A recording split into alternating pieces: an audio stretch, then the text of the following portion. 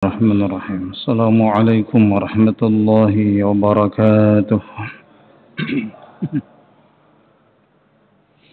بسم الله الرحمن الرحيم. الحمد لله رب العالمين، وبه نستعين على أمور الدنيا والدين، والصلاة والسلام على أشرف الأنبياء والمرسلين، نبينا محمد وعلى آله وصحبه أجمعين. سبحانك لا علم لنا إلا ما علمتنا، إنك أنت العليم الحكيم. اللهم هذا إقبال ليلك وإدبار نهارك وأصوات دعاتك، فاغفر لنا جميعا يا أرحم الراحمين. اللهم إنا نسألك الإخلاص والصدق في القول والعمل والنظر إلى وجهك الكريم.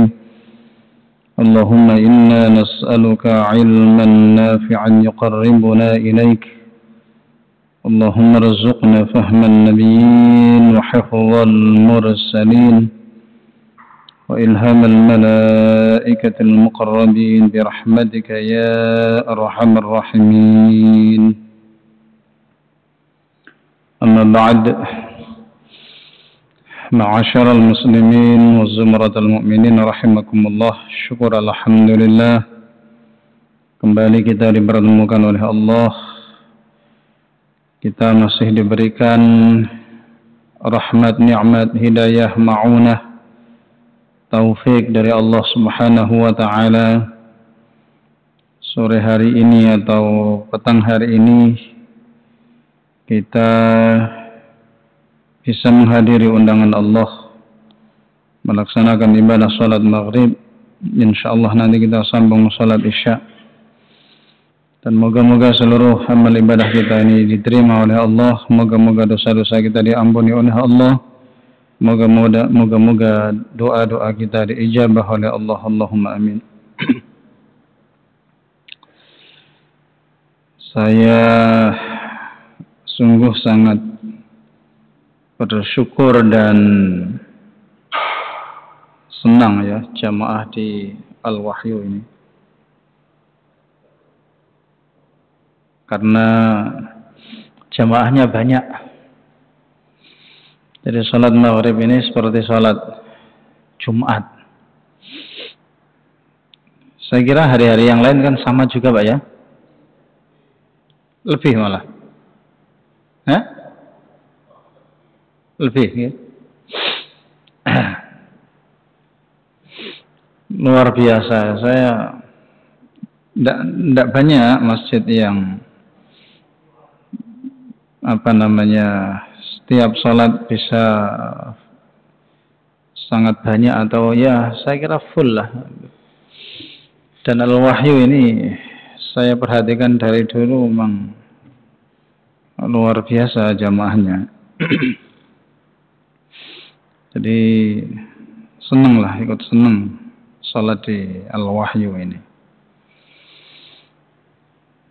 Apalagi di Al-Wahyu ini juga kita ini tidak memandang yang macam-macam.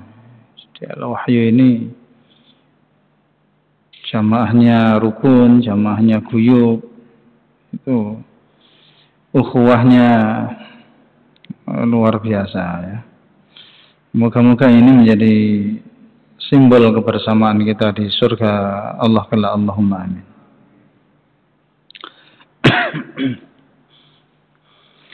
Para jemaah sekalian, kita masih berbicara masalah mahabbatullah, cinta kepada Allah. Berangkat dari ayat 31-32 surat Ali Imran. Dan memang mahabbah ini kaitannya banyak sekali. Jadi mungkin ada satu bulan kita membahas mahabbah ini belum beranjak dari mahabbah ini. Ya moga-moga ini juga bagian bahwa kita ini punya itu, punya mahabbah itu. Sehingga kita ketika membahas tentang mahabbah itu juga kayaknya kok apa namanya, awet dan kerasan. Ma'asyiral muslimin rahimakumullah. Beberapa waktu yang lalu kita bicara terkait dengan hal-hal yang menyebabkan orang itu punya mahabbah kepada Allah. Ya, dan ini kemudian kita akan bicara terkait dengan hal-hal yang menyebabkan kenapa mahabbah kepada Allah itu susah untuk didapatkan. Atau mungkin rasa mahabbah kepada Allah itu berkurang. Para ulama kemudian menyebutkan di antara hal-hal yang menyebabkan kenapa mahabbah itu berkurang atau kenapa kemudian susah orang itu untuk bisa sampai pada level atau sampai pada maqam mahabbah.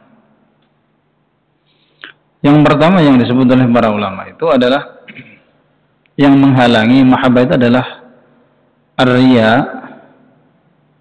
wa iradatud dunya fi amal al-akhirah.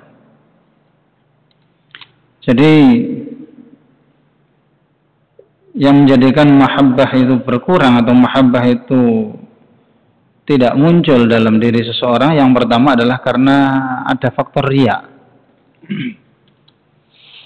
Ada faktor riya dan berorientasi dunia pada amal-amal yang tampilannya adalah tampilan akhirat. Jadi ini satu pasang. Jadi riya itu beramal atau meninggalkan amal karena selain Allah. Itu riya. Jadi melakukan aktivitas atau mungkin lebih khusus kaitannya dengan masalah-masalah ibadah, melakukan ibadah itu karena selain Allah. Itu riya.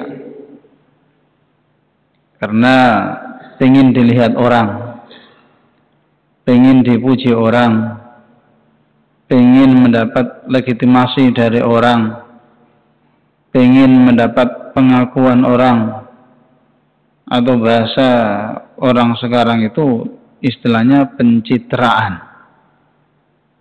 Jadi orang melakukan ibadah karena pencitraan, karena pencitraan.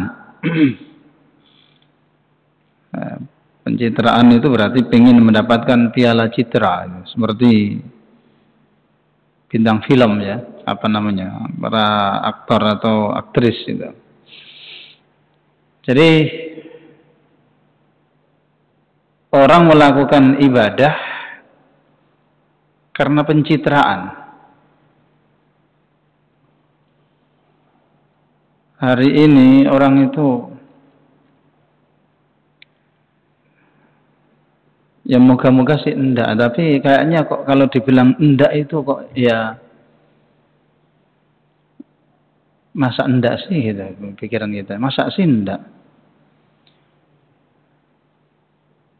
Bagaimana kemudian ibadah itu hari ini di zaman medsos ini itu kadang kemudian dikontenkan. Apa dikontenkan itu ya?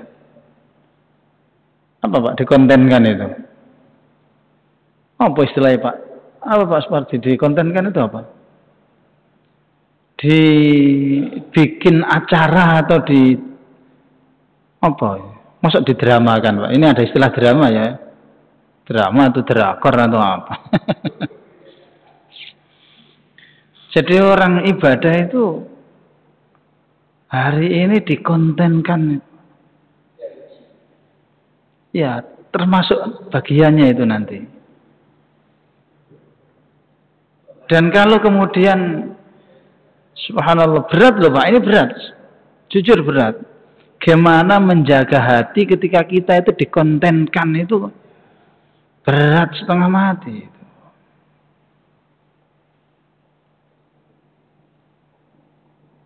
Pengajian begini ini kan sekarang hampir di mana-mana dikontenkan, Pak.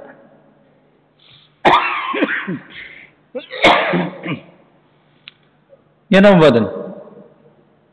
Enggak kan? Dikontenkan. Bahkan kadang-kadang yang mengontenkan itu memang suruhannya kiainya. Sehingga kiai-kiai sekarang itu punya channel, Pak, istilahnya. Apa channel nih, nggih? Apa channel itu? Saluran atau apa lah ya? Gini mboten. Jadi kiai-kiai sekarang itu dua channel. Kiai A channel, Kiai A official atau apalah istilahnya. Ustadz A channel, Ustadz Fulan official. Jadi hari ini itu gitu. Ya moga-moga itu tidak ada unsur-unsur riak lah, Pak. Tapi untuk menyebut bahwa itu tidak ada unsur riak itu ya rendok kangelan. Karena kadang ustadznya sendiri yang menyampaikan jangan lupa share atau like dulu ya. Apa? Like, share, and subscribe. Subscribe apa subscribe? Tahu ya, ini kalau anak-anak kecil sekarang udah tahu semua. Gimana kemudian kalau sudah bahasanya begitu kemudian tidak ada unsur karena manusia itu kan kok susah ya. Artinya saya belum mampu ya. Saya bilang kok susah itu berat. Saya belum mampu untuk sampai pada titik misalkan begitu itu kemudian tidak punya rasa kepada ben wong seneng, ben wong namanya aja suruh nge-like kok, Pak. Like itu artinya enggak seneng sih, Pak. Berarti kan menampilkan itu ya apa? Nah, memang susah jaga hati ini berat, Pak. Jadi ustadznya sekarang itu sudah begitu semua. Jangan lupa like, share, dan subscribe. Ya.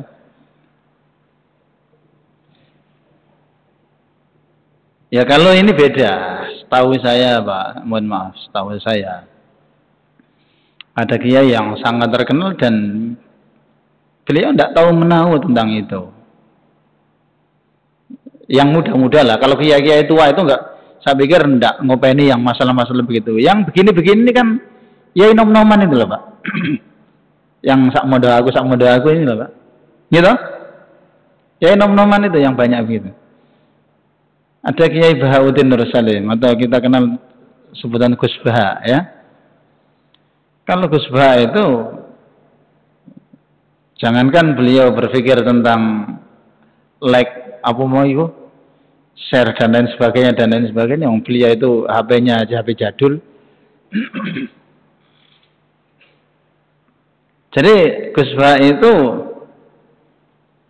beliau dimanfaatkan oleh orang gitu loh, Pak. Dimanfaatkan oleh orang. Jadi orang yang membuat channel yang siarannya itu isinya Gus Baha. Beda dengan kiai yang lain itu memang nama channelnya itu nama channel kiainya. Itu setidaknya ada anunya itu. Ada timnya. Ada manajemennya atau ada apanya. Ada krunya. Ada krunya itu. Jadi subhanallah. Kita hidup di zaman yang seperti ini.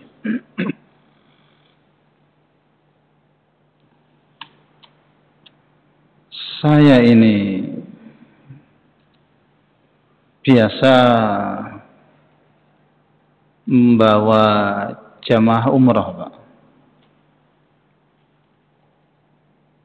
Dan apa namanya? Itu berat. Bagi saya itu berat. Beratnya itu karena ada rukun-rukun tambahan, Pak. Umroh itu ada rukun tambahan. Rukun tambahannya itu adalah video. Itu rukun tambahan. Karena ndak bisa ndak. Subhanallah. Jadi berat. Saya kapan hari itu lihat di mana itu ya, di TikTok atau di mana. Ada perempuan itu tidak tahu yang nyuting temannya atau dirinya, tapi tidak mungkin itu dia tidak minta disuting karena memang yang disut itu anunya dia. Rebutan mencium Hajar Aswad itu di apa jenenge? Direkam dan dikontenkan, Pak. Subhanallah. Luar biasa ya orang sekarang itu.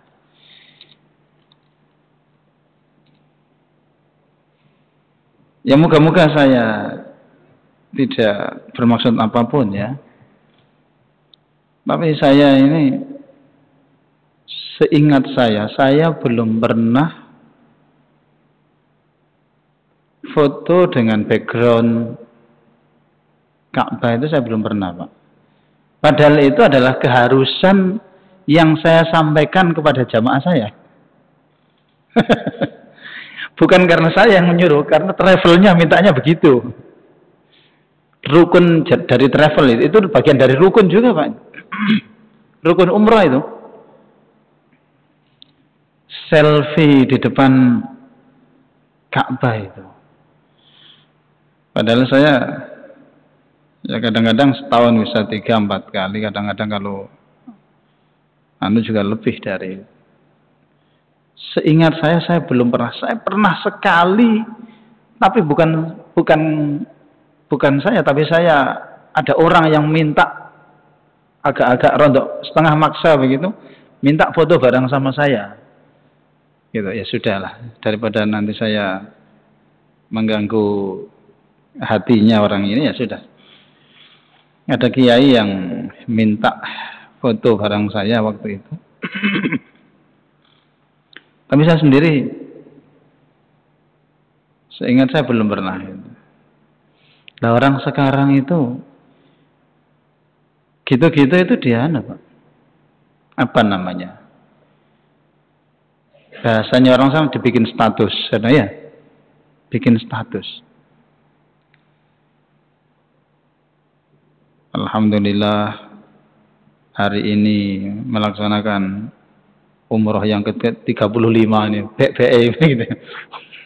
Umrah yang ke-35 dan lain sebagainya. Itu kan berat, jaga hati untuk tidak punya rasa supaya dianu orang itu berat. Nah, itu diantara yang kemudian ya yang begitu-begitu dan semacamnya itu yang kemudian melunturkan mahabbah kita kepada Allah. Ya karena kita yang orientasinya itu orientasi manusia. Bukan orientasi kepada Allah, bukan orientasi ridhonya Allah, bukan ibtigha'a mardatillah, tapi ibtigha'a wajhin nas. Ibtigha'a mahabbatin nas. Ingin mendapatkan pujian dari orang, ingin mendapatkan pengakuan dari orang. Ya, itu berat.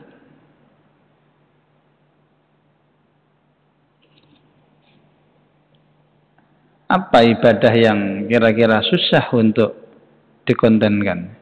Puasa, Pak. Puasa itu ibadah yang paling susah untuk dikontenkan. Tidak mungkin orang, ya bisa saja, tapi itu kecil sekali lah. dia berfoto sambil kita lemes itu. Masuk terus maringan bikin status puasa hari yang kesekian. Itu kan yo jarang-jarang lah itu. Kalaupun ada itu biasanya lagi buka, Pak. Lagi bukber atau lagi apa makanan berbukanya yang dibikin status. Ya. Ibadah yang paling rawan orang untuk riya itu ibadah haji. Haji dan umrah itu paling rawan orang untuk riya. Makanya ayat yang terkait dengan haji dan umrah itu tegas-tegas Allah menyampaikan kalimat walillah. Ya. Di dalam surat Al-Baqarah yang Allah menyampaikan tentang haji dan umrah itu ada kalimat lillah. Wa atimmul hajja wal umrata lillah. Sempurnakan ibadah haji dan ibadah umrah itu hanya karena Allah, hanya untuk Allah. Dalam surat Ali Imran ayat yang berbicara khusus terkait dengan haji itu bahkan lillahnya itu didahulukan. Lillahnya itu didahulukan. Walillahi 'alan nasi hajjul baiti man istata'a ilaihi sabila. Didahulukan walillahinya. Hanya karena Allah, hanya untuk Allah ada kewajiban atas manusia melakukan haji. Hajjul bait, yaitu orang-orang yang diberikan kemampuan untuk itu. Man istata'a ilaihi sabila. Lillahnya itu didahulukan. Itu karena haji ataupun umrah itu adalah ibadah yang paling rawan orang untuk riya. Paling rawan untuk riya. Masya Allah, haji umrah itu, Pak, ibadah durung kelakon, wong sak kampung wis krungu kabeh. Lho nggih. Padahal ibadah durung kelakon. Tidak tahu kalau di Menanggalin atau di mana ini Al-Wahyu ini sekitaran ini Menanggal kan, betul ya?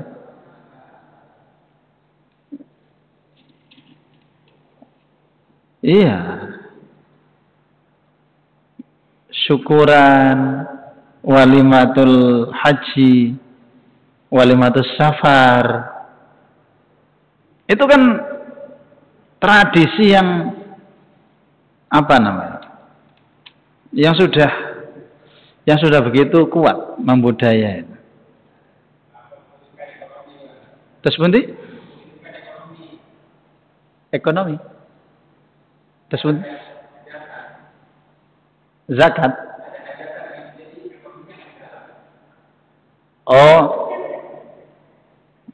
Iya. Jadi memang sekali lagi haji, umrah itu ibadah yang paling rawan untuk itu, Pak. Paling rawan. Sampai banyak orang itu di daerah-daerah tertentu tidak berani haji, Pak. Tidak berani umrah. Karena tradisi itu yang sangat kuat. Biaya untuk tetek bengeknya selain pelaksanaan haji dan umrah itu jauh lebih banyak daripada biaya untuk haji dan umrah itu sendiri. Dan itu kalau misalkan ada yang rondo elek aja gampangannya, dalam tanda kutip rondo elek, itu dicatur orang, Pak. Dicatur itu apa ya? Digunem, diomong-omong. Ada yang begitu loh, Pak. Yun saya.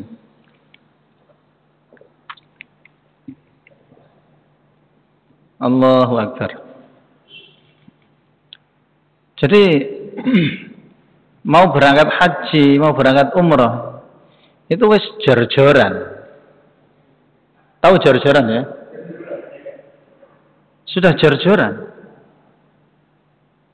Allahu Akbar.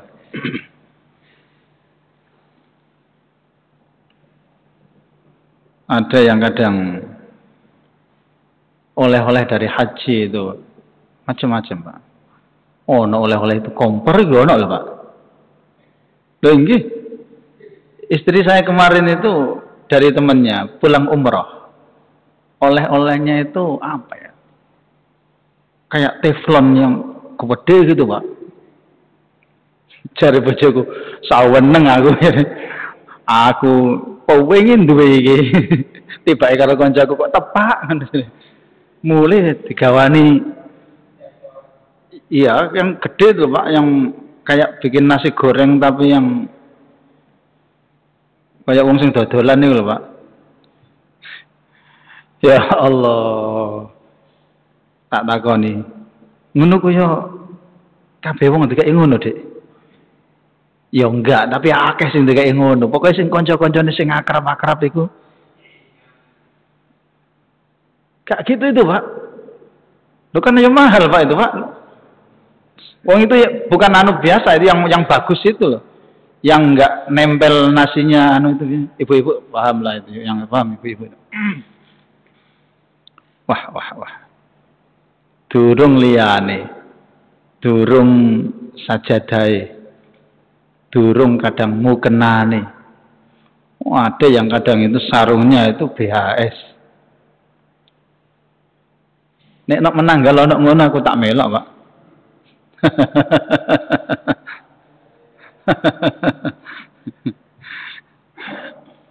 Ya Allah. Ya. Jadi haji umrah itu bahaya kalau orang itu tidak mampu tidak mampu untuk menjaga hati, bahaya. Saya ini kadang-kadang cerita itu kadang-kadang ya setan itu ya metu. Begitu itu bahaya, Pak. Saya dulu pernah ketemu orang itu cerita, memang kaya, Pak. Saya haji ini sudah 25 kali. Mbok gitu. Mbok. Haji ini tok ping selawe dan umroh itu gitu. Mbok. Kene ping pisan ae. Jenengan pun ping pinten, Pak? Pak Padi. Oh, Pak Supati gak ngereken Pak Supati. Ya Allah. Jadi harus hati-hati betul. Kemudian diantaranya yang menjadikan kenapa mahabbah kita itu kurang. Ya tadi, iradatud dunya fi amalil akhirah. Berharap dunia dari amal yang amal itu tampilannya adalah akhirat. Amal tampilannya akhirat, tapi orientasinya orientasi dunia. Wah, ini juga. Ya, dunia itu macam-macam, Pak. Dunia itu bisa materi, harta benda, bisa juga dunia itu al-jah. Al-jah itu apa? Kebanggaan, popularitas, apalagi jabatan misalkan, macam-macam lah. Itu bagian dari dunia. Jadi beramal, melakukan amal yang amalnya itu kelihatan adalah amal akhirat, tetapi orientasinya dunia. Masya Allah. Berat ini, Pak, berat. Ngaji seperti begini ini. Ngaji ini kan orang mesti melihat bahwa itu amal dunia, amal akhirat, Pak. Tampilannya kan tampilan akhirat. Tapi kan siapa yang tahu kemudian dalam hatinya itu berharap materi? Ya. Seolah-olah amal akhirat, ceramah, dakwah bahasanya. Bahasanya dakwah. Tapi yang terjadi itu sebenarnya bukan dakwahnya, tapi show dakwah. Show dakwah dan ujung-ujungnya adalah ya dunia. Nah, ini yang harus hati-hati. Ujung-ujungnya adalah dunia. UUD. Ya. Ujung-ujungnya dunia. Urusan dunia. Urusan duniawi. Maka ada satu hadis di mana Rasul pernah menyatakan, innal 'abda la ya'malu bi'amali ahli al-jannah wa huwa min ahli an-nar. Wa innal 'abda la ya'malu bi'amali ahli an-nar fima yabdu 'inda an-nas wa huwa min ahli al-jannah. Ada orang itu yang disebut oleh Rasulullah tampak di depan banyak orang itu sepertinya adalah melakukan amal-amal akhirat, melakukan amalnya ahli surga. Ngaji, ceramah, maca Quran, mau mana misalnya, ngimami, azan, apa lagi, macam-macam, mengajar dan lain sebagainya. Itu kan tampilannya adalah tampilan amal akhirat, amal penduduk surga. Wa huwa min ahli nar. Padahal orang itu sejatinya adalah calon penduduk neraka. Ada yang sebaliknya kata Rasulullah, wa innal 'abda la ya'malu bi 'amali ahli an-nar fima yabdu 'inda an-nas wa huwa min ahli jannah. Ada orang yang tampak kasat mata oleh banyak orang itu sepertinya dia melakukan amalnya atau pekerjaannya penduduk neraka, ahli neraka. Padahal dia itu adalah penduduk surga. Nah ini Pak, ini penting supaya kemudian kita ini tidak gampang-gampang menghakimi orang. Ada orang itu yang mungkin kita menganggap gak tahu sembahyang, penggaweane gak jelas, sobone sobonggon sing tempat maksiat, dan lain sebagainya, dan lain sebagainya. Tapi kita tidak tahu bahwa orang yang seperti itu, apa yang ada dalam hatinya kita tidak pernah tahu. Apa yang dilakukan persisnya apa kita tidak tahu. Saya kok tiba-tiba ingat ceritanya, mohon maaf ya Pak, saya nyebut nama orang ya. Ada tokoh namanya Gusmi ya, panjenengan pernah dengar? Pernah dengar nama Gusmi Pak? Kiai Hamim Jazuli, Gusmi Peloso.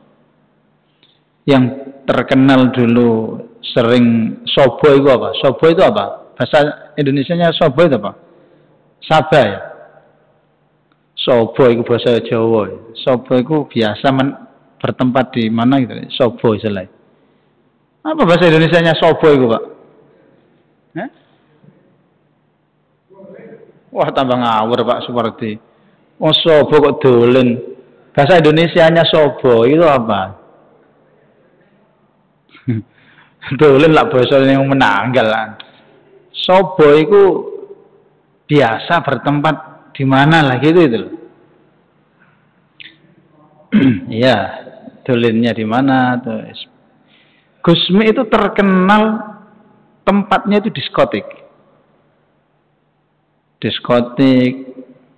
Pokoknya gitulah, nightclub, dunia dugem lah bahasanya orang sekarang mungkin. Itu Gusmi itu sobonya tempat-tempat seperti itu. Sehingga orang itu yang tidak mengerti tentang bagaimana sebenarnya beliau dan bagaimana sejatinya dunia dan haliyahnya Gusmi, berpikirnya itu ya negatif. Berpikirnya negatif. Padahal Gusmi itu berapa banyak yang kemudian orang dientaskan dari dunia itu oleh Gusmi. Jadi mereka pulang disangoni oleh sama Gusmi. Dan kemudian akhirnya malah ngaji kepada Gusmi. Dan itu banyak.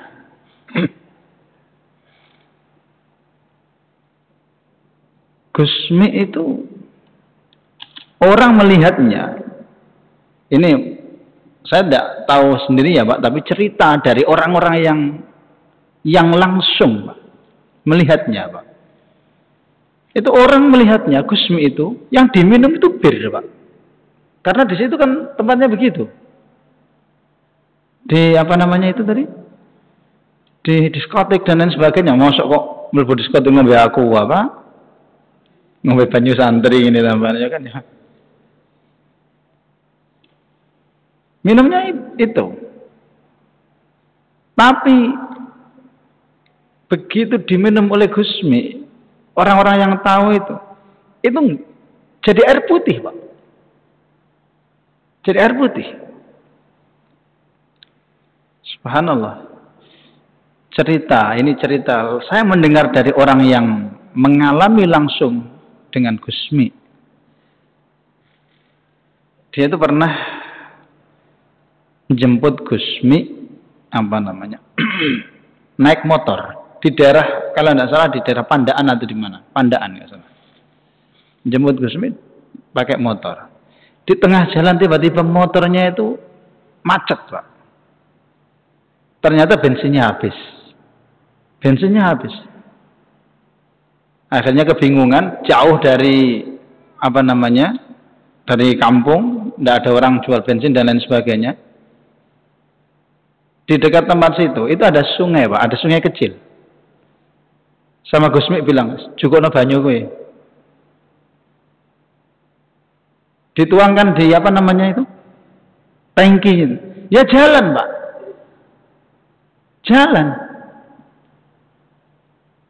Jadi ini orang-orang yang punya maziyah, punya keistimewaan.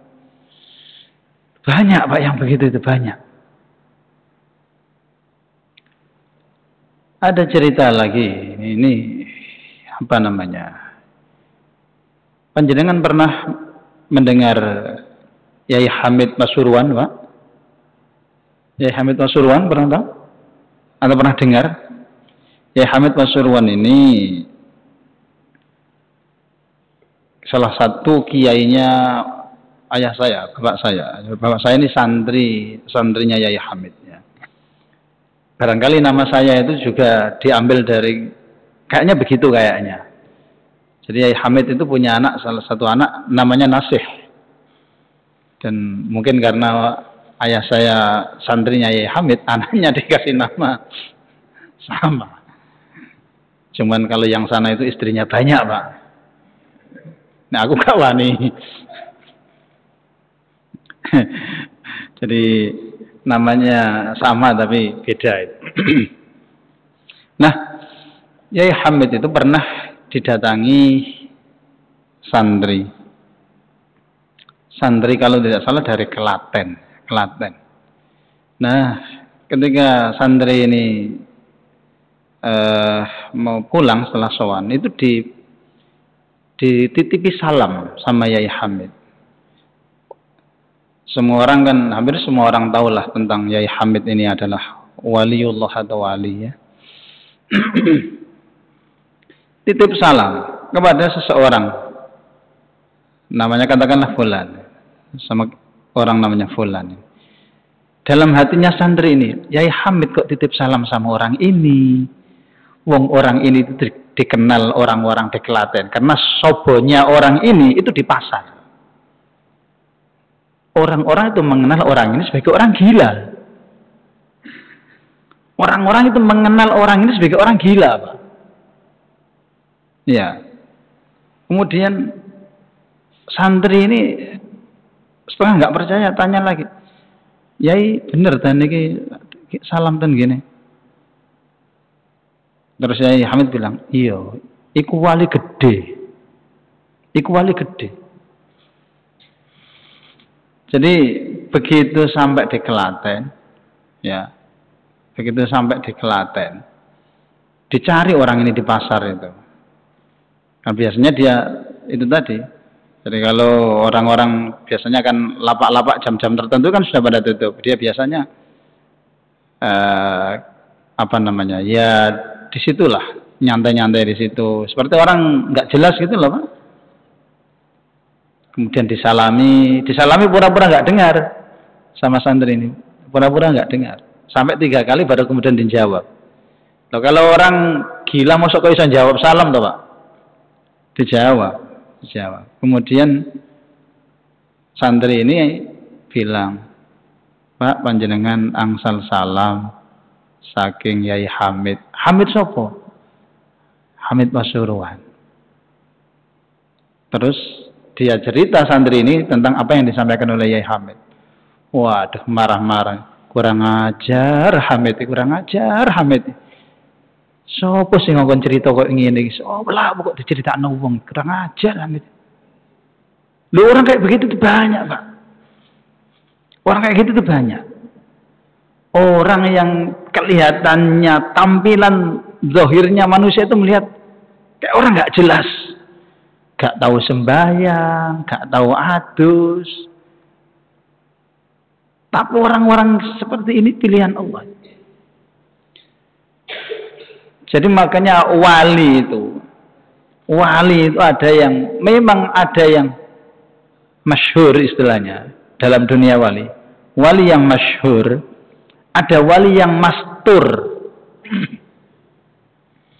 Ada wali masyhur itu ya, hampir semua orang kenal, tahu bahwa beliau ini punya mazhab, punya keistimewaan dan dikenal sebagai wali. Seperti Yai Hamid. Yai Hamid itu Yai masyhur. Hampir siapapun tahu kalau Yai Hamid itu wali. Wali yang masyhur. Ada wali yang mastur. Lah, yang mastur ini yang biasanya justru lebih apa istilahnya? Lebih cespleng, Pak. Mastur itu artinya tertutup. Dia memang sengaja nggak menampakkan diri, sengaja untuk menutupi dirinya supaya orang nggak tahu gitu. Ini ada cerita ini yang menyampaikan orangnya sendiri dengan tidak bermaksud apapun ya saya Pak. Tapi ini cerita yang cerita Pak Said Agil Siraj, mantan ketua umum PBNU. Dulu ketika dia masih sekolah di Saudi, itu dia pernah didatangi Gus Dur, karena Gus Dur dengar tentang cerita Pak Said Agil ini bahwa dia ada mahasiswa di Indonesia, pinter, begini dan lain sebagainya. Nah, kemudian didatangi Gus Dur bersama rombongannya waktu itu. Kemudian Gus Dur, kalau tidak salah ini kejadiannya di Madinah. Sholat di Madinah. Kemudian tiba-tiba Gus Dur menyampaikan begini. Tolong tunjukkan saya di masjid ini. Ini ada wali besar di sini. Ada wali besar. Nah, Gus Dur kan memang tidak jelas apa namanya penglihatannya. Akhirnya Gus Dur diajak jalan sama rombongannya. Gus, ini di dekat kita ini ada pengajian, ada syekh yang apa ini yang panjenengan apa namanya maksud? Oh bukan. Jalan lagi, ada lagi pengajian. Ini ada pengajian lagi Gus. Ini yang panjenengan maksud? Enggak. Jalan lagi. Tiba-tiba Gus Dur itu kemudian bilang, ini orangnya ada di sebelah kiri kita. Orangnya ada di sebelah kiri kita. Di itu ada orang sendirian, Pak. Ada orang sendirian seperti orang wiritan tapi yes, kayak nggak jelas gitu. Ini orangnya ada di sebelah kiri kita. Akhirnya orang-orang waktu itu nggak percaya. Mosok sih, wong biasa ini. Mosok sih itu, pikirnya orang-orang.